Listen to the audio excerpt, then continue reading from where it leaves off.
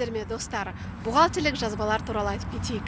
Бухгалтерлік жазба дегеніміз бухгалтерлік операцияны, яғни құжат негізінде дәлелдеген операцияны біз қысқаша түрде жазамыз. Яғни ол бір счеттің дебетінде көрсетеміз, екінші счеттің кредитінде бірдей соманы қарастырып кетеміз.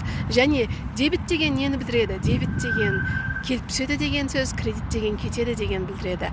Егер біз мысалы тауар алатын болсақ, шикізат алатын болсақ, кез келген активті алатын болсақ, актив деген ақшаға айналатын мүлік, ол келіп түскен кезде активтер дебетке түседі.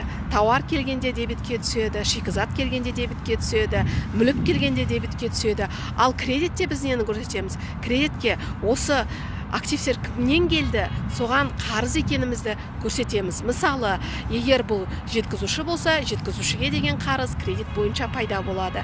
Бухгалтерлік курстарға шақырамын, келіңіз.